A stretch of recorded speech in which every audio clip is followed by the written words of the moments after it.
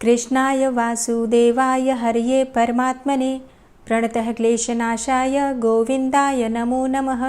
हरे कृष्णा। आज की कथा में आप सभी भक्तों का हार्दिक स्वागत है। भगवान श्री कृष्ण और श्रीमती राधा रानी की कृपा सदैव आप और आपके समस्त परिवार पर बनी रहे। 28 अप्रैल 2024 आज है रविवार का दिन और आज आप सुनेंगे वैशाख मास की कथा का 5वां अध्याय। इससे पहले के सभी अध्याय सुनने के लिए आप सभी का बहुत बहुत आभार। और आज का अध्याय सुनने से पहले आप सुनेंगे भगवान के एक भक्त की बड़ी भोली सी कथा। जितने भी पुराण हैं या फिर जितने भी शास्त्र हैं, वेद हैं, सब में एक बात बहुत अच्छे से वर्णित है कि भगवान श्री हरि विष्णु को अपने भक्त बहुत प्रिय हैं। ठाकुर जी को अपने भक्तों से बड़ा प्रेम होता है और भगवत गीता में भगवान ने स्वयं भी कहा है कि ज्ञान से, भक्ति से या फिर तपस्या से मेरे दर्शन पाना अत्यंत दुर्लभ है, लेकिन प्रेम के द्वारा, निर्मल प्रेम के द्वारा भक्त मुझे पा लेते हैं। और इस विषय में बहुत सारी सत्य कथाएं भी प्रचलित हैं। मतलब ऐसा नहीं है कि सिर्फ पुराणों में ही हमें भगवान की भक्ति का अनुभव मिलता है या फिर वर्णन मिलता है, बल्कि भक्ति और प्रेम से बहुत सारे भक्तों ने इस युग में भी भगवान के दर्शन किए हैं और उनकी साक्षात लीला का अनुभव भी किया है। ऐसी ही एक कथा है मुंबई की, मुंबई के धुवान गांव की। एक भक्त थे धन्ना जाट।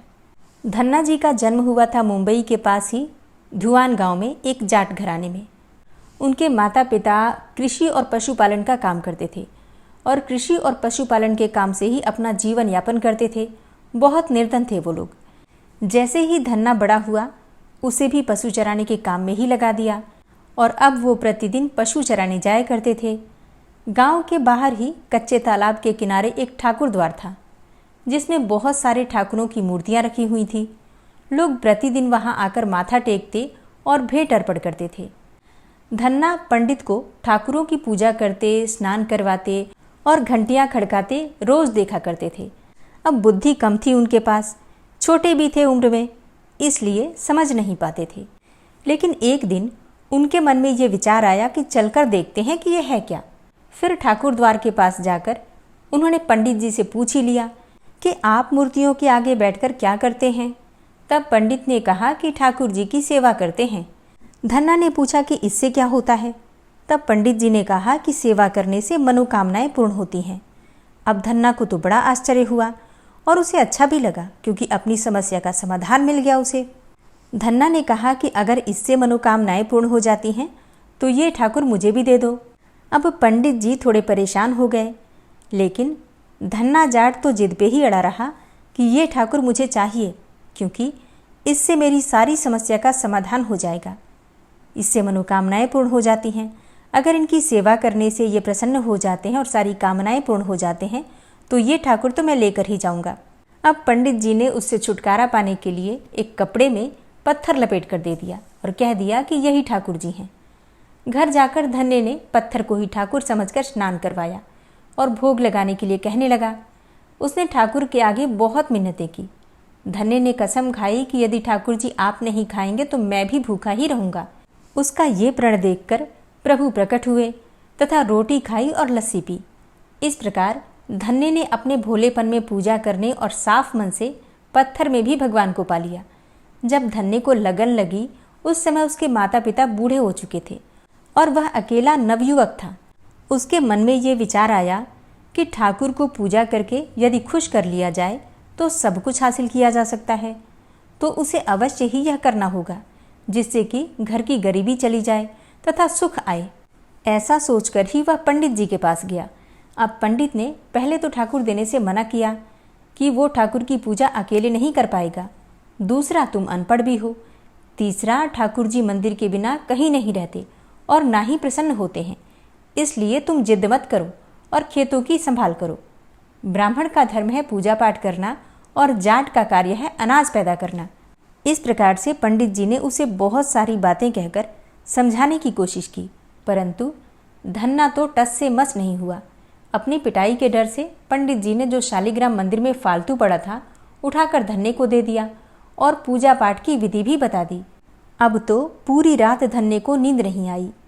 वह पूरी रात सोचता रहा कि ठाकुर जी को प्रसन्न कैसे करेगा और उनसे क्या मांगेगा। सुबह उठकर अपने नहाने के बाद उसने ठाकुर जी को स्नान कराया और भक्ति भाव से बैठकर लस्सी, रिड़गी और रोटी पकाई। उसने प्रार्थना की कि हे प्रभु, भोग लगाओ। मुझ गरीब के पास रोटी, मक्खन और लस्सी ही है, और कुछ नहीं है। जब और चीज़ें दोगे तब आपके आगे रख दूंगा। वह बैठा और ठाकुर जी को देखता ही रहा। अब पत्थर भोग कैसे करे? पंडित जी तो भोग का बहाना बनाकर सारी सामग्री घर ले जाते थे, पर भले बालक को इस बात का ज्ञान कहाँ था। वो तो व्याकुल हो गया और व्याकुल होकर कहने लगा कि क्या आप जाट का प्रसाद नहीं खाते? दादा तो इतनी देर नहीं लगाते थे। दादा अर्थात जो पहले वो पत्थर लेकर आया था, उसकी बात उसने की। शालिग्राम से कहने लगा कि यदि आज आपने प्रसाद नहीं खाया तो मैं तो मर ही जाऊंगा, लेकिन आपके बगैर नहीं खाऊंगा। प्रभु जानते थे कि यह मेरा निर्मल भक्त है, छल कपट जानता नहीं है, तो अब तो प्रकट होना ही पड़ेगा। 1 घंटा और बीतने के बाद धन्ना क्या देखता है कि श्री कृष्ण रूप में भगवान जी रोटी माखन के साथ खा रहे हैं और लस्सी भी पी रहे हैं। भोजन खाकर प्रभु बोले, धन्य, जो इच्छा है मांग लो, मैं तुम पर प्रसन्न हूँ। धन्य ने हाथ जोड़कर बड़े भाव से विनती की, जो तुम्हारी भक्ति करते हैं तो उनके सारे कार्य संवार देता है। मुझे गेहूँ, दाल और घी दे दीजिए।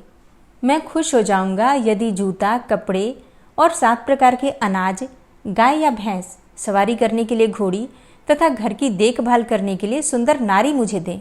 अब धन्य के ये वचन सुनकर प्रभु हंस पड़े और बोले कि ये सब वस्तुएं तुम्हें मिल जाएंगी। फिर प्रभु बोले, अन्य कुछ? तब धन्ना बोला, हे प्रभु, मैं जब भी आपको याद करूं आप दर्शन दीजिए, यदि कोई ज़रूरत हुई तो बताऊंगा। तथास्तु, भगवान ने उत्तर दिया। तब धन्ना बोला, हे प्रभु, आज से मैं आपका आजीवन सेवक हुआ, आपके अलावा किसी अन्य का नाम नहीं लूँगा। धन्ना खुशी से दीवाना हो गया था। उसकी आंखें बंद हो गईं। जब आंखें खुली तो प्रभु वहाँ नहीं थे। वह पत्थर का सालग्राम वहाँ पड़ा था। उसने बर्तन में बचा हुआ प्रसाद खाया, जिससे उसे तीनों लोकों का ज्ञान हो गया। प्रभु के दर्शनों के कुछ दिन के पश्चात धन्य के घर सारी खुशियाँ आ गईं। एक अच्छे अमीर घर में उसका विवाह हो गया। उसकी बिना बोई भूमि पर भी फसल लहलहा गई। उसने जो जो प्रभु से मांगा था उसे सब मिल गया। किसी ने धन्य को कहा, चाहे प्रभु तुम पर प्रसन्न हैं, तुम्हें फिर भी गुरु धारण करना चाहिए। उसने स्वामी रामानंद जी का नाम बताया। एक दिन अचानक ही रामानंद जी उधर से आ निकले। भक्त धन्य ने दिल से उनकी खूब सेवा की तथा दीक्षा की मांग की। रामानंद जी ने उनकी विनती स्वीकार कर ली और दीक्षा देकर धन्य को अपना शिष्य बना लिया। धन्ना भगवान के नाम का सुमिरन करने लगा। प्रभु की भक्ति निष्काम भाव से की जाए या फिर सकाम भाव से, अगर निश्चल मन से की जाए तो निश्चय ही भगवान प्रसन्न होते हैं और भक्तों की समस्त मनोकामनाएं भी पूर्ण करते हैं और अपनी भक्ति का अविरल आशीर्वाद भी देते हैं। तो आज की कथा आपको कैसी लगी कमेंट बॉक्स में ज़रूर बताइए। और अब आप सुनिए आज का अध्याय। आज के अध्याय में एक छिपकली के उद्धार की बड़ी रोचक कथा है और उसे छिपकली की योनि क्यों प्राप्त हुई, आज की कथा में आपको ये भी जानने को मिलेगा। तो बहुत ही रोचक और ज्ञानवर्धक है आज की कथा। प्राचीन काल में इक्ष्वाकु के वंश में हेमांग नामक एक राजा हुआ। वह ब्राह्मणों का भक्त, अनिंदक, जितशत्रु और जितेंद्रिय था। हे राजन, पृथ्वी में जितने बालू के कण, समुद्र में जितने जल के बिंदु हैं और आकाश में जितने तारागण हैं, उतनी ही गौ उस राजा ने दान की। उसने बहुत से यज्ञ किए। उन यज्ञों की कुशाओं से पृथ्वी पर कुशा ही कुशा दिखाई देने लगी तथा गौ, भूमि, तिल और स्वर्ण दान से बहुत से ब्राह्मणों को प्रसन्न किया। कोई ऐसा दान नहीं जो उसने नहीं किया हो। परंतु हे राजन, सुख की इच्छा रखने वाले उस राजा ने एक जल दान नहीं किया। ब्रह्मपुत्र महात्मा वशिष्ठ जी ने उसे ज्ञान भी कराया कि जल दान करो, परंतु उसने दुर्बुद्धि और हेतुवाद से कहा कि जल तो बिना मूल्य ही मिलता है, इसे दान करने वाले को क्या फल मिलेगा। ऐसी अनेकों बातें कही और ब्राह्मण को जल दान नहीं किया और कहने लगा कि अलभ्य वस्तु दान करने से पुण्य मिलता है और यही ठीक भी है। वह राजा लूले, लंगड़े, दरिद्री और जीविकाहीन ब्राह्मणों की सेवा तो करता था, किंतु वेद पाठी, तत्वज्ञानी और ब्रह्मवादियों की पूजा नहीं करता था। वह राजा कहा करता था कि विख्यात ब्राह्मणों की पूजा सेवा तो सभी करते हैं, परंतु अनाथ, बिना पढ़े लिखे, लूले, लंगड़े ब्राह्मण और दरिद्रियों की बड़ी दुर्गति है। अतएव ऐसे ही लोग मेरी दया के पात्र हैं। इस प्रकार वह दुर्बुद्धि कुपात्रों को दान देता रहा। इस महादोष के कारण 3 जन्मों तक उसे चातक की योनि मिली। फिर एक जन्म गिद्ध बना और 7 जन्म तक कुत्ते की योनि में रहा। फिर हे राजन, वह एक राजा के घर छिपकली की योनि में जाकर रहा। उसका नाम श्रुति कीर्ति था और मिथिलापुरी का राजा था। छिपकली घर के दरवाजे की चौखट के ऊपर कीड़ों को भक्षण करती हुई 87 वर्ष तक वहीं रही। एक दिन दैव योग से मुनियों में श्रेष्ठ श्रुतिदेव नामक ऋषि दोपहर के समय मार्ग से थके मिथिलापति के घर आए। ऋषि को देखकर राजा अत्यंत प्रसन्न होकर सहसा उठकर खड़े होकर बड़े आदर सत्कार से मधु परकादि से पूजन करके चरण धोने लगा और चरणोदक को अपने मस्तक पर छिड़का। तब दैव योग से एक बूंद जल उस छिपकली पर गिर पड़ा। जल की बूंद पड़ते ही उसे ज्ञान हो गया और नाना योनियों में दुखों से दुखित हो ब्राह्मण देवता से हाय हाय कर कहने लगी कि हे ब्राह्मण, मेरी रक्षा करो। एक छिपकली का ऐसा शब्द सुनकर ब्राह्मण को बड़ा आश्चर्य हुआ और कहने लगा, हे गोधा, तू कहाँ है और क्यों विलाप करता है? तेरी यह दशा कैसे हुई? तू देवता है कि पुरुष, या कोई राजा है अथवा ब्राह्मण? हे महाभाग, तू कौन है? कह तो सही, मैं आज ही तेरा उद्धार कर दूंगा। ऋषि की ऐसी बात सुनकर वह राजा महामतिमान श्रुति देव जी से कहने लगा कि हे ब्राह्मण, मेरा जन्म इक्ष्वाकु कुल में हुआ था और मैं वेद शास्त्रों का पूर्ण ज्ञाता था। पृथ्वी में जितने रज के कण हैं, जितने जल के बिंदु हैं, जितने आकाश में तारागण हैं, उतनी ही गौ मैंने दान की। मैंने सभी यज्ञ किए, वापी कूप और तालाब बनवाए, अनेकों दान किए और धर्मपूर्वक राज्य भी किया। तो भी मेरी ऐसी दुर्गति हुई और मुझे स्वर्ग नहीं मिला। 3 जन्म तक मुझे चातक योनि मिली और 1 जन्म में गिद्ध हुआ। फिर 7 जन्म तक कुत्ते की योनि पाई। अभी यह राजा आपके चरणोदक को छिड़क रहा था, तब एक बूंद उछलकर मेरे ऊपर आ पड़ी। उसी के पड़ने से मुझे पूर्व जन्म का स्मरण हो आया और मेरे सब पाप दूर हो गए। हे द्विजवर, 28 जन्म तक मुझे छिपकली की योनि भोगनी पड़ी। तरह तरह की दैवी सृष्टि दिखाई देती है, अतः अब मैं इन जन्मों से डरता हूँ। हे द्विज, मेरी यह दशा कैसे हुई है, यह विस्तार से कहिए। यह सुनकर द्विज ने ज्ञान चक्षु द्वारा सब वृतांत जान लिया और कहने लगे, हे राजन, मैं तेरी इस बुरी योनि का कारण कहता हूँ, चित्त लगाकर सुन। तूने माधव भगवान के प्यारे वैशाख मास में जल दान नहीं किया। तूने जल को सुलभ समझकर निश्चय कर लिया कि यह बिना मूल्य का है, अतः मार्ग में चलने वाले और धूप से पीड़ित ब्राह्मणों को जल दान नहीं किया। साथ ही सुपात्रों को छोड़कर कुपात्रों को दान किया। जलती हुई अग्नि को छोड़कर क्या कोई राख में भी हवन करता है? प्रायः बताए हुए सुगंध आदि से युक्त कांटेदार वृक्षों का भी कोई पूजन नहीं करता। सब वृक्षों में पीपल की ही पूजा होती है। तुलसी को छोड़कर कटेरी का पूजन क्यों नहीं करते? पूज्यता के विषय में अनाथ की आवश्यकता नहीं है। लूले लंगड़े केवल दया के पात्र हैं, पूज्य नहीं। तपस्वी, ज्ञानी, वेद आदि शास्त्रों के ज्ञाता ये विष्णु भगवान के स्वरूप हैं, अतएव वे सदा पूज्य हैं। इनमें भी ज्ञानी ब्राह्मण सदैव ही विष्णु भगवान को अत्यंत प्यारे हैं। इसी कारण से ज्ञानी ही सदा पूज्यों में भी अधिक पूज्यतम है और साधु महात्माओं की अवज्ञा इस लोक और परलोक दोनों में दुखदायी है। महापुरुषों की सेवा ही धर्म, अर्थ और मोक्ष का कारण है। ऐसे ही करोड़ों अंध जाति कर्तव्य को नहीं देखते। ऐसे मंद आश्रम के लोगों की संगति से कुछ नहीं मिलता है। वैसे ही जलमय तीर्थ और मिट्टी अथवा पत्थर के बने देवताओं से भी तत्काल कुछ लाभ नहीं होता है। ये तो बहुत काल में पवित्र करते हैं, किंतु साधु महात्मा दर्शन से ही पवित्र कर देते हैं। साधु सेवा से कोई सुशिक्षित पुरुष दुखी नहीं होता। जैसे अमृत पान करने से जन्म मरण वृद्धावस्था आदि दुख नहीं देते। तूने जल दान नहीं किया, न साधुओं की सेवा ही की। हे इक्ष्वाकु नंदन, इसी से तेरी यह दुर्गति हुई है। वैशाख में जो मैंने पुण्य किया है वह तेरी शांति के लिए तुझे दूंगा। इसके प्रताप से भूत भविष्य और वर्तमान कर्मों के संस्कार दूर हो जाएंगे। ऐसा कहकर जल का स्पर्श कर सर्वोत्तम पुण्य का फल दे दिया।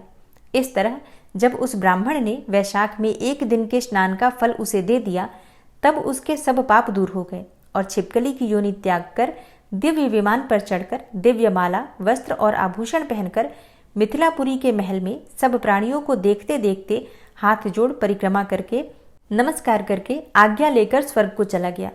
देवता लोग उसकी स्तुति करने लगे। वहां 10,000 वर्ष तक अनेक भोगों को भोग कर वही राजा इक्ष्वाकु के वंश में महाप्रभावशाली काकुस्थ नाम से पैदा हुआ और सप्तद्वीपवती पृथ्वी का पालन करता हुआ बड़ा ब्रह्मण्य साधु सेवी इंद्र का सखा और विष्णु का अंश हुआ। तब वशिष्ठ जी ने वैशाख मास में सब कर्तव्य धर्म सुनाए, जिनके करने से उसके सब दुख दूर हो गए। और दिव्य ज्ञान को पाकर भगवान विष्णु की सायुज्य मुक्ति को प्राप्त हुआ। इसलिए हे राजन, यह वैशाख संपूर्ण शुभ फलों का दाता है। इसमें जो मनुष्य यथोक्त धर्म करता है उसकी आयु और यश बढ़ता है, पाप दूर हो जाते हैं, पुरुषार्थ चतुष्टय की प्राप्ति होती है और भगवान विष्णु प्रसन्न होते हैं। अतएव ब्राह्मण, क्षत्रिय, वैश्य, शूद्र ये चारों वर्ण और ब्रह्मचारी, गृहस्थ, वानप्रस्थ और सन्यास ये चारों आश्रम वाले मनुष्यों को वैशाख मास के कहे हुए कर्म को अवश्य करना चाहिए। हरे कृष्णा। आज की कथा का यहीं पर समापन करती हूँ। उम्मीद करती हूँ यह कथा आपको पसंद आई होगी। तो अगर कथा पसंद आई हो तो वीडियो को लाइक ज़रूर किया कीजिए और अच्छी लगे वीडियो तो शेयर भी किया कीजिए। मतलब जितना हो सके उतना तो शेयर करने का प्रयास ज़रूर कीजिए। और हाँ, कमेंट बॉक्स में राधे राधे ज़रूर लिख दीजिए। और अब आप सुनेंगे श्री नारायण कवच, जिसे सुनने वाले मनुष्य की रक्षा स्वयं भगवान श्री हरि विष्णु करते हैं। श्री नारायण कवच। भगवान श्री हरि गरुड़ जी की पीठ पर अपने चरण कमल रखे हुए हैं। अणिमा आदि 8 सिद्धियां उनकी सेवा कर रही हैं और 8 हाथों में शंख, चक्र, ढाल, तलवार, गदा, बाण, धनुष और पाश अर्थात फंदा धारण किए हुए हैं। वे ही ओंकार स्वरूप प्रभु सब प्रकार से सब ओर से मेरी रक्षा करें। मत्स्य मूर्ति भगवान जल के भीतर जल तंतुओं से और वरुण के पास से मेरी रक्षा करें। माया से ब्रह्मचारी रूप धारण करने वाले वामन भगवान स्थल पर और विश्वरूप श्री त्रिविक्रम भगवान आकाश में मेरी रक्षा करें। जिनके घोर अट्टहास करने पर सब दिशाएं गूंज उठी थी और दैत्य पत्नियों के गर्भ गिर गए थे, वे दैत्ययुथपतियों के शत्रु भगवान नृसिंह किले, जंगल, रणभूमि आदि विकट स्थानों में मेरी रक्षा करें। अपनी दाढ़ों पर पृथ्वी को उठा लेने वाले यज्ञ मूर्ति वाराह भगवान मार्ग में, परशुराम जी पर्वतों के शिखरों पर और लक्ष्मण जी के सहित भरत के बड़े भाई भगवान रामचंद्र प्रवास के समय मेरी रक्षा करें। भगवान नारायण मारण, मोहन आदि भयंकर अभिचारों और सब प्रकार के प्रमादों से मेरी रक्षा करें। ऋषि श्रेष्ठ नर गर्व से, योगेश्वर भगवान दत्तात्रेय योग के विघ्नों से और त्रिगुणाधिपति भगवान कपिल कर्म बंधन से मेरी रक्षा करें। परम ऋषि सनत कुमार कामदेव से, हयग्रीव भगवान मार्ग में चलते समय देव मूर्तियों को नमस्कार आदि न करने के अपराध से और देवर्षि नारद सेवा अपराधों से और भगवान कच्छप सब प्रकार के नरकों से मेरी रक्षा करें। भगवान धन्वंतरी कुपथ्य से, जितेंद्र भगवान ऋषभदेव सुख दुख आदि भयदायक द्वंद्वों से, यज्ञ भगवान लोकापवाद से और बलराम जी मनुष्यकृत कष्टों से और श्री शेष जी क्रोधवश नामक सर्पों के गणों से मेरी रक्षा करें।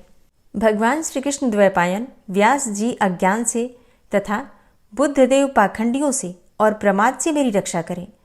धर्म रक्षा करने वाले महान अवतार धारण करने वाले भगवान कल की पाप बहुल कलिकाल के दोषों से मेरी रक्षा करें। प्रातःकाल भगवान केशव अपनी गदा लेकर, कुछ दिन चढ़ जाने पर भगवान गोविंद अपनी बांसुरी लेकर और दोपहर के पहले भगवान नारायण अपनी तीक्ष्ण शक्ति लेकर और दोपहर को भगवान विष्णु चक्रराज सुदर्शन लेकर मेरी रक्षा करें। तीसरे पहर में भगवान मधुसूदन अपना प्रचंड धनुष लेकर मेरी रक्षा करें और सायंकाल में ब्रह्मा आदि त्रिमूर्तिधारी माधव, सूर्यास्त के बाद ऋषिकेश, अर्धरात्रि के पूर्व तथा अर्धरात्रि के समय अकेले भगवान पद्मनाभ मेरी रक्षा करें। रात्रि के पिछले प्रहर में श्रीवत्स लांछन श्री हरि, उषा काल में खड्गधारी भगवान जनार्दन और सूर्योदय से पूर्व श्री दामोदर और संपूर्ण संध्याओं में काल मूर्ति भगवान विश्वेश्वर मेरी रक्षा करें। हे सुदर्शन, आपका आकार चक्र रथ के पहिए की तरह है। आपके किनारे का भाग प्रलयकालीन अग्नि के समान अत्यंत तीव्र है। आप भगवान की प्रेरणा से सबोर घूमते रहते हैं। जैसे आग वायु की सहायता से सूखे घास फूस जला डालती है, वैसे ही आप हमारी शत्रु सेना को शीघ्र से जला दीजिए। हे कौमुद की गदा, आपसे छूटने वाली चिंगारियों का स्पर्श वज्र के समान असह्य है। आप भगवान अजित की प्रिया हैं और मैं उनका सेवक हूँ। इसलिए आप कुष्मांड, विनायक, यक्ष, राक्षस, भूत और प्रेत आदि ग्रहों को अभी कुचल डालिए तथा मेरे शत्रुओं को चूर चूर कर दीजिए। हे शंखश्रेष्ठ, आप भगवान श्री कृष्ण के फूंकने से भयंकर शब्द करके मेरे शत्रुओं का दिल दहला दीजिए एवं यातुधान, प्रमथ, प्रेत, मातृका, पिशाच तथा ब्रह्म राक्षस आदि भयावने प्राणियों को यहाँ से तुरंत भगा दीजिए। भगवान की श्रेष्ठ तलवार, आपकी धार बहुत तीक्ष्ण है। आप भगवान की प्रेरणा से मेरे शत्रुओं को छिन्न भिन्न कर दीजिए। भगवान की प्यारी ढाल, आप में सैकड़ों चंद्राकार मंडल है।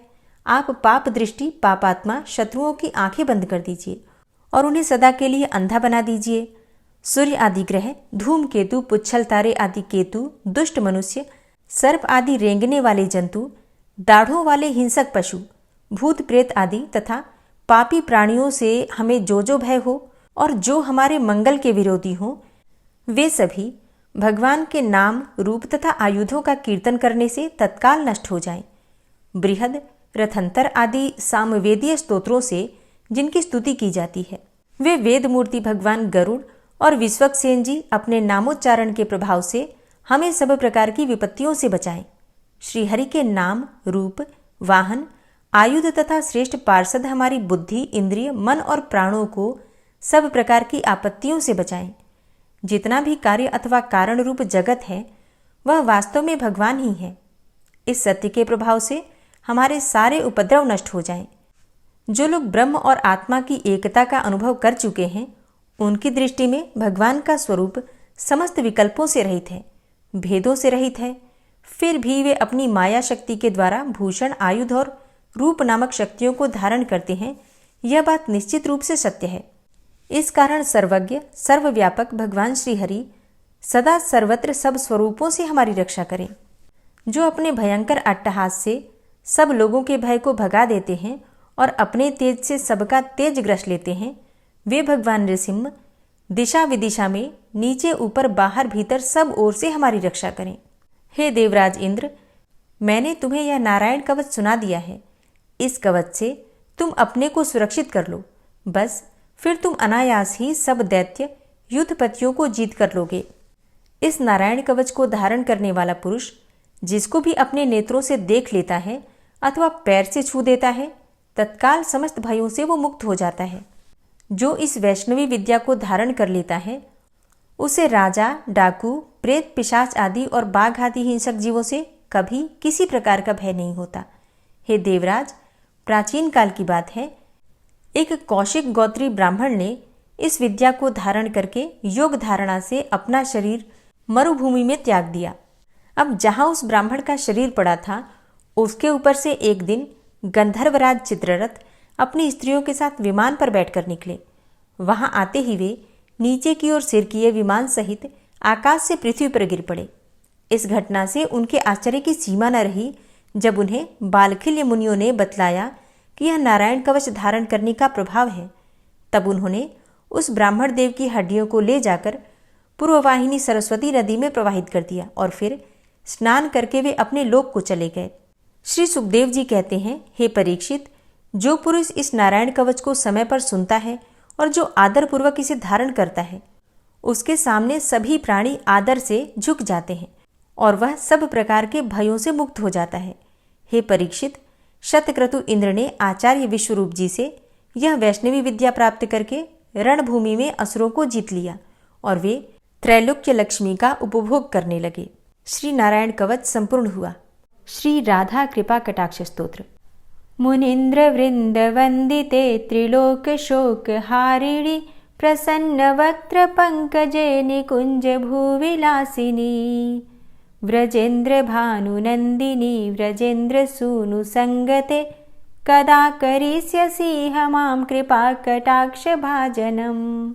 अशोक वृक्ष वल्लरी वितान मंडपस्थिते प्रवाल बाल पल्लव प्रभारुणांध्रि कोमले वराभय स्फुरत्करे प्रभूत संपदालये कदा करिष्यसि हमां कृपा कटाक्ष भाजनम्।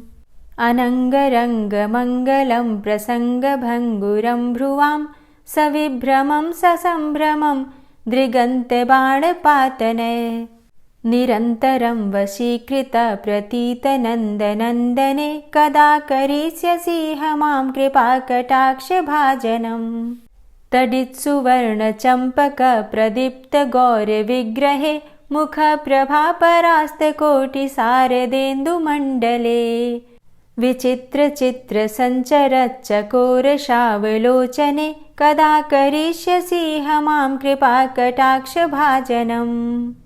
मदोन्मदादियौवने प्रमोदमानमण्डिते प्रियानुरागरञ्जिते कलाविलासपण्डिते अनन्यधन्यकुञ्जराज्यकामकेलिकोविदे कदा करिष्यसि मां कृपाकटाक्षभाजनम्।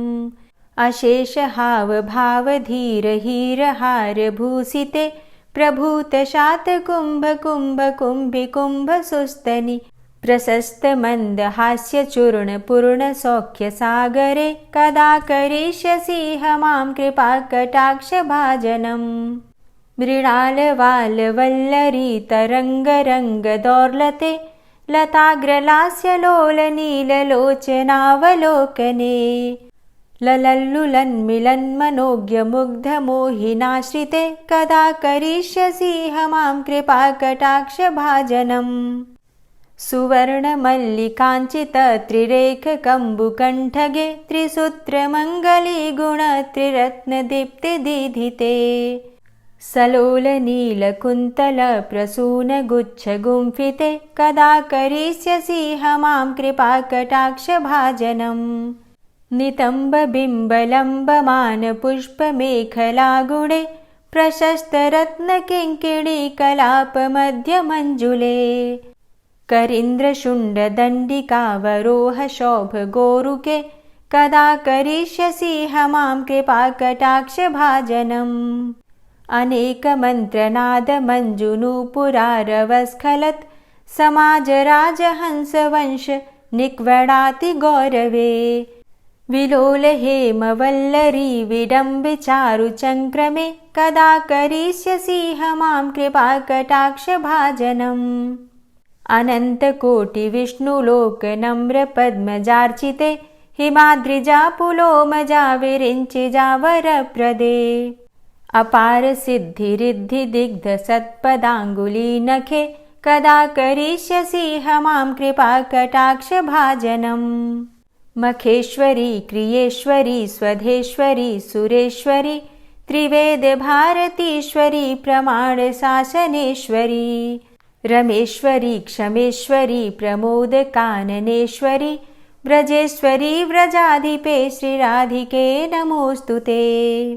इतीममद्भुतं स्तवं निशम्य भानुनन्दिनी करोतु सन्ततं जनं कृपाकटाक्षभाजनम्।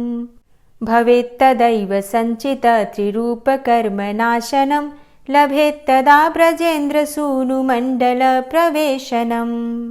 जय जय श्रीराधे जय जय श्रीराधे। ॐ विश्वं विष्णुर्वषट्कारो भूतभव्य भवत्प्रभु भूतकृत भूतभृद्भावो भूतात्मा भूतवाहन भूतात्मा परमात्मा च मुक्तानां परमागति अव्ययः पुरुषः साक्षी क्षेत्रज्ञो अक्षर एव च योगो योगविदां नेता प्रधानपुरुषेश्वरः नारसिंहवपुः श्रीमान् केशवः पुरुषोत्तमः सर्वः शर्वः शिवस्थाणुर्भूतादिर्निधिर्व्ययः सम्भवो भावनो भर्ता प्रभवः प्रभुरीश्वरः स्वयंभू शम्भुरादित्यः पुष्कराक्षो महास्वनः अनादिनिधनो धाता विधाता धातुरुत्तमः अप्रमेयो ऋषिकेश पद्मनाभो अमरप्रभु विश्वकर्मा मनुस्त्वष्टा स्थविष्ठः स्थविरो ध्रुवः अग्राह्यः शाश्वतः कृष्णो लोहिताक्षः प्रतर्दनः प्रभूतस्त्रिककुब्धाम पवित्रं मङ्गलं परम् ईशानः प्राणदः प्राणो ज्येष्ठः श्रेष्ठः प्रजापति हिरण्यगर्भो भूगर्भो माधवो मधुसूदनः ईश्वरो विक्रमी धन्वी मेधावी विक्रमः क्रमः अनुत्तमो दुराधर्षः कृतज्ञः कृतिरात्मवान् सुरेशः शरणं शर्म विश्वरेताः प्रजाभवः अह संवत्सरो व्यालः प्रत्ययः सर्वदर्शनः अजः सर्वेश्वर सिद्ध सिद्धे सर्वादिर्च्युतः वृषाकपिर्मेयात्मा सर्वयोगविनिश्रितः वसुर्वसुमनः सत्य समात्मा संमितः समः अमोघ पुण्डरीकाक्षो वृषकर्मा वृषाकृतिः रुद्रो बहुशिरा बभ्रुर्विश्वयोनिः शुचिश्रवः अमृतः शाश्वतस्थाणुर्वरारोहो महातपः सर्वगः सर्वविद्भानुर्विश्वक्सेनो जनार्दनः वेदो वेदविद्व्यङ्गो वेदाङ्गो वेदवित्कविः लोकाध्यक्षः सुराध्यक्षो धर्माध्यक्षः कृताकृतः चतुरात्मा चतुर्व्यूहश्चतुर्द्रष्टश्चतुर्भुजः भ्राजेष्णुर्भोजनं भोक्ता सहिष्णुर्जगदाति च अनघो विजयोजेता विश्वयोनिः पुनर्वसु उपेन्द्रो वामनः प्रांशुर्मोघः शुचिरुर्जितः अतीन्द्रः सङ्ग्रहः सर्गो धृतात्मा नियमो यमः वेद्यो वैद्यः सदा योगी वीरः माधवो मधु अतीन्द्रियो महामायो महोत्साहो महाबलः महाबुद्धिर्महावीर्यो महाशक्तिर्महाद्युतिः अनिर्देश्य वपु श्रीमान मेयात्मा महाधृतृक् महिश्वासो महीभर्ता श्रीनिवास सतां गति अनिरुद्ध सुरानंदो गोविंदो गोविंदांपति मरीचिर्दमनो हंस सुपर्णो भुजगोत्तम हिरण्यनाभ सुतपा पद्मनाभ प्रजापति अमृत्यु सर्वदिक्सिंह संधाता संधिमान स्थिर अजो दूर्मर्षण शास्ता विश्रुतात्मा सुरारिहा गुरुर्गुर्तमो धाम सत्य सत्य पराक्रम निमिषो अनिमिषो श्रग्वी वाचस्पतिरुदारधि अग्रणिर्ग्रामणी श्रीमान न्यायो नेता समीरण सहस्रमूर्धा विश्वात्मा सहस्राक्ष सहस्रपात आवर्तनो निवृत्तात्मा संवृतः संप्रमर्दन अहसंवर्तको वह निर्निलोधरणीधर सुप्रसादः प्रसन्नात्मा विश्वदृग् विशुभुग् विभु सत्कर्ता सत्कृतः साधु जहनुर्नारायणो नरः असंख्येयो अप्रमेयात्मा विशिष्ट शिष्टकृच्छुवि सिद्धार्थ सिद्धसंकल्प सिद्धिदः सिद्धिसाधनः वृषाहि वृषभो विष्णुर्विष्पर्वा वृषोदरः वर्धनो वर्धमानश्च विविक्तः श्रुतिसागरः सुभुजो दूर्धरो वाग्मी महेन्द्रो वसुदो वसु नैकरूपो बृहद्रूप शिपिविष्टः प्रकाशनः ओजस्तेजो द्युतिधर प्रकाशात्मा प्रतापनः रिद्धस्पष्टाक्षरो मन्त्रश्चन्द्रांशुर्भास्करदुतिः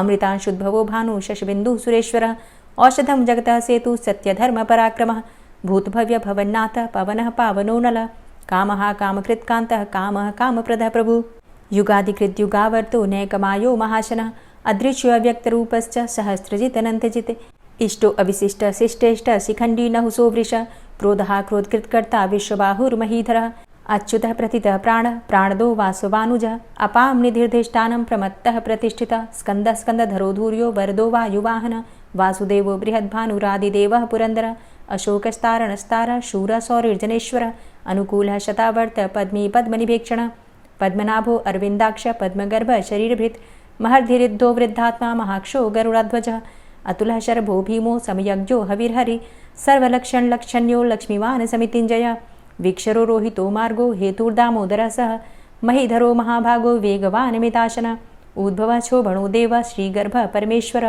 करणं कारणं कर्ता विकर्ता गहनो गुह व्यवसायो व्यवस्थान संस्थान स्थानदो ध्रुव परर्थी परमस्पस्तुष्ट पुष्ट सुभेक्षणः रामो विरामो विरजो मार्गो नेयो नयोनयः वीर शक्तिमतां श्रेष्ठो धर्मो धर्मविदुत्तमः वैकुण्ठः पुरुषः प्राणदः प्रणवः पृथु हिरण्यगर्भः शत्रुघ्नो व्याप्तो वायुरुधोक्षजः ऋतुः सुदर्शनः कालः परमेष्ठी परिग्रहः उग्रः संवत्सरो दक्षो विश्रामो विश्वदक्षिणः विस्तारः स्थावरस्थाणु प्रमाणं बीजमव्ययम् अर्थो अनर्थो महाकोशो महाभोगो महाधनः अनिर्विण्णः स्थविष्टोभू धर्मयुपो महामख नक्षत्रनेमिर्नक्षत्री क्षमा चामः समीहनः यज्ञ इज्यो महेज्यश्च क्रतुसत्रं सतां गतिः सर्वदर्शी विमुक्तात्मा सर्वज्ञो ज्ञानमुत्तमं सुव्रतः सुमुखः सुष्मा सुघोषः सुखदः सुहृतः मनोहरो जित्क्रोधो वीरबाहुर्विदारणः स्वापनः स्ववसो व्यापी नैकात्मा नैककर्मकृत् वत्सरो वत्सलो वत्सी रत्नगर्भो धनेश्वरः धर्मगुप्त धर्मकृद्धर्मी सदसक्षरमक्षरम् अविज्ञाता सहस्रांशुर्विधाता कृतलक्षणः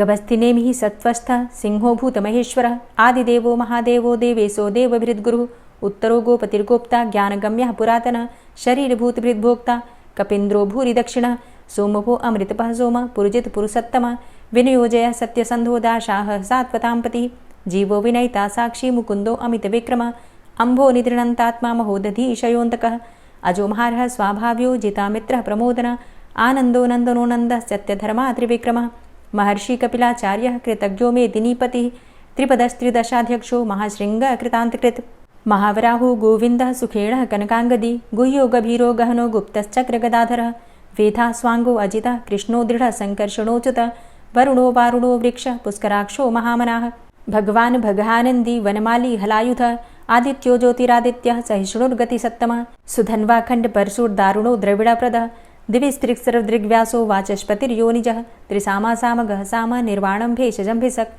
संन्यासकृच्छमः शान्तो निष्ठा शान्तिः परायणं शुभाङ्गः शान्तिदस्रष्टा कुमुदः कुवलेशयः गोहितो गोपतिर्गोप्ता वृषभाक्षो वृषप्रियः अनिवर्ति निवृतात्मा संक्षेप्ता चेमकृच्छिवः श्रीवत्सवक्षा श्रीवास श्रीपति श्रीमतांबर श्रीद श्रीश श्रीनिवास श्रीनिधि श्रीविभावन श्रीधर श्रीकर श्रेय श्रीमान लोकत्रयाश्रय स्वक्ष स्वंग शतानंदो नंदिर्ज्योतिर्गणेश्वर विजितात्मा विधेयात्मा सत्कीर्तिश्छिन्न संशय उदीर्ण सर्वतक्षसुर निश शाश्वत स्थिर भूषयो भूषणो भूतिर्विशोकः शोकनाशन अर्चिष्मानर्चित कुंभो विशुद्धात्मा विशोधन अनिरुद्धो अप्रतिरथ प्रद्युम्नो अमित विक्रमः कालिनेमि निहावीर शौरी सूर्जनेश्वर त्रिलोकात्मा त्रिलोकेशः केशवः केशिहारी कामदेवः कामपालः कामीकान्तः कृतागमः अनिर्देशव पुर्विष्णोर्वीरो अनन्तो धनञ्जयः ब्रह्मण्यो ब्रह्मकृद् ब्रह्मा ब्रह्म ब्रह्म विवर्धन ब्रह्मविद् ब्राह्मणे ब्रह्मी ब्रह्मज्ञो ब्राह्मणप्रियः महाक्रमो महाकर्मा महातेजा महोरगः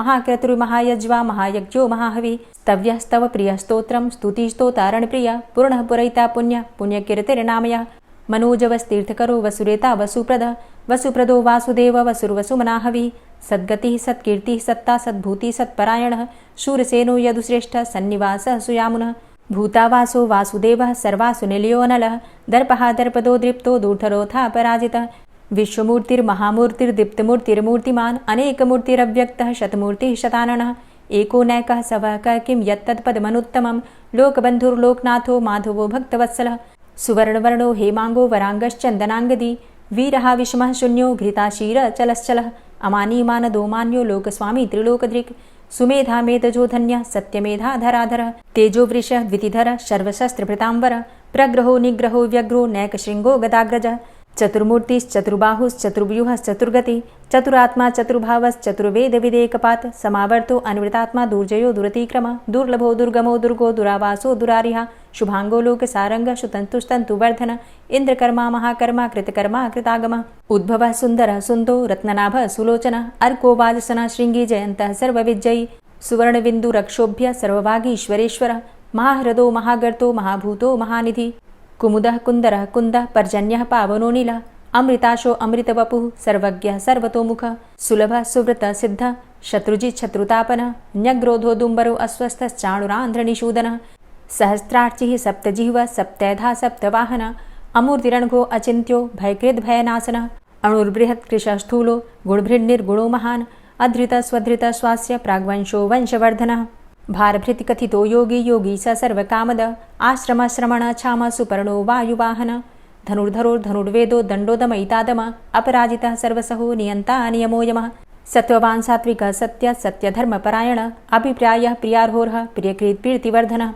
विहाय सगतिर्ज्योति सुरुचिर्हुद्भुग्विभु रविर्विलोचनः सूर्य सविता रविलोचनः अनन्तो हुद्भुग्भोक्ता सुखदो नैकजोग्रज अनिर्विण्ण सदामर्षि लोकाधिष्ठानमद्भुतः सनात सनातन्तमः कपिलः कपिरप्ययः स्वस्तिदा स्वस्तिकृत् स्वस्ति स्वस्तिभुक् स्वस्ति दक्षिणः रौद्रः कुण्डली चक्रे विक्रमयुर्जितशासनः शब्दातिगः शब्दशः शिशिरः शर्वरीकरः अक्रूरः पेशलो दक्षो दक्षिणः क्षमिणाम्बर विद्वतमो वितभय पुण्यश्रवणकीर्तन उत्तारणो दुष्कृतिः पुण्यो दुःस्वप्ननाशन वीरः रक्षणः सन्तो जीवनः पर्यवस्थितः अनन्तरूपो अनन्तसृर्जितमन्युर्भयापः चतुरश्रो गभीरात्मा विदिशो व्यादिशो दिश अनादिर्भूर्भुवो लक्ष्मीः सुवीरो रुचिराङ्गद जननो जन्मादिर्भीमो भीमपराक्रमः आधारनीलयोधाता पुष्पहासः प्रजागर ऊर्ध्वगः सत्पथाचारः प्राणदः प्रणवापण प्रमाणं प्राणनीलयः प्राणभृत् प्राणजीवनः तत्त्वं तत्त्वविदेकात्मा जन्ममृत्यु जरातिगः भूर्भुवस्वस्तरुस्तारः सविता प्रपितामह यज्ञो यज्ञपतिर्यज्वा यज्ञाङ्गो यज्ञवाहन यज्ञभृद्यज्ञकृद्यज्ञ यज्ञभुग्यज्ञसाधन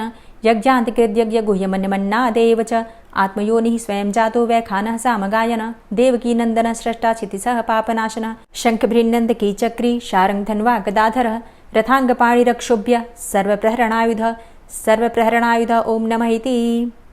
और अब आप सुनेंगे श्री तुलसी चालीसा। श्री तुलसी महारानी करु विनय सिरनाय जो मम हो संकट विकट दीजे मात नशाय। नमो नमो तुलसी महारानी महिमा अमित न जाए बखानी दियो विष्णु तुमको सन्माना जग में छायो सुयस महाना। विष्णु प्रिया जय जयति भवानी तिहु लोक की हो सुख खानी। भगवत पूजा करे जो कोई बिना तुम्हारे सफल न होई। जिन घर तव नहीं होय निवासा उस घर कर ही विष्णु नहीं बासा।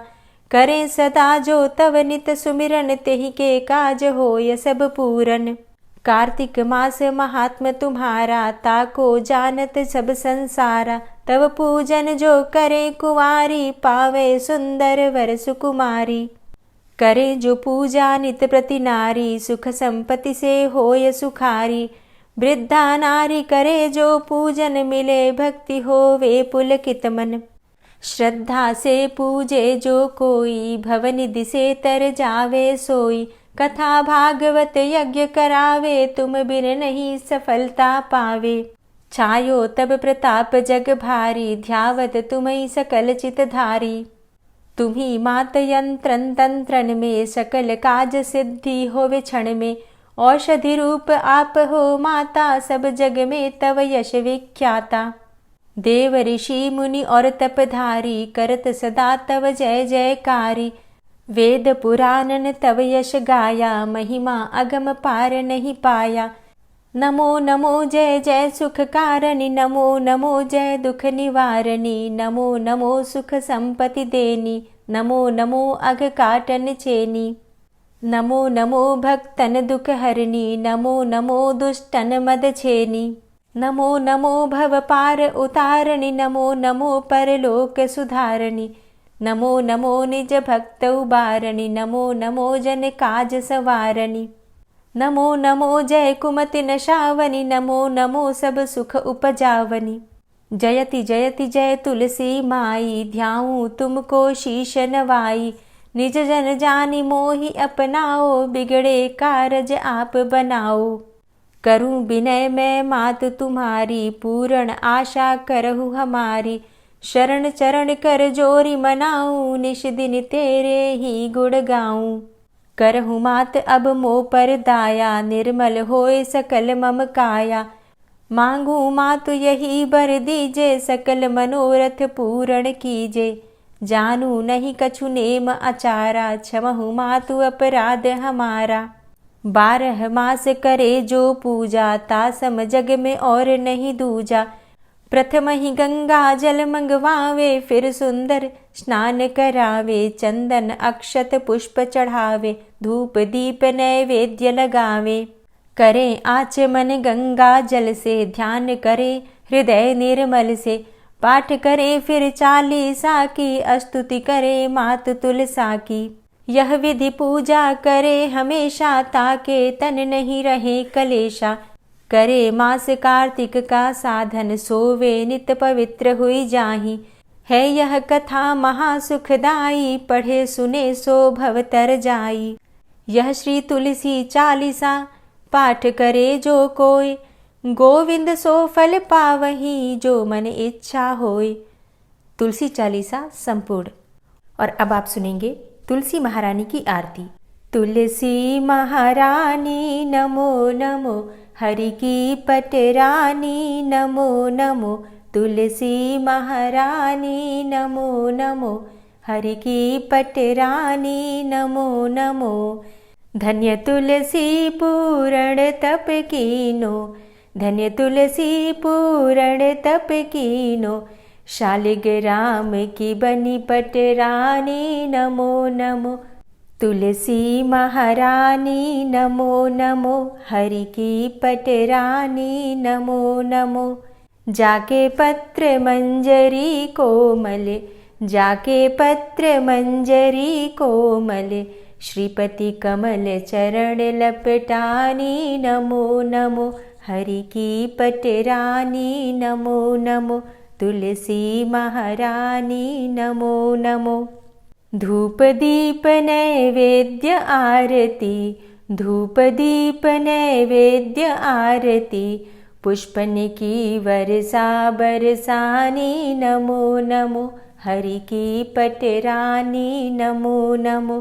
तुलसा महारानी नमो नमो। 56 भोग 36 व्यंजन, 56 भोग 36 व्यंजन। बिन तुलसा हरि एक न मानी नमो नमो। तुलसी महारानी नमो नमो, हरि की पटरानी नमो नमो।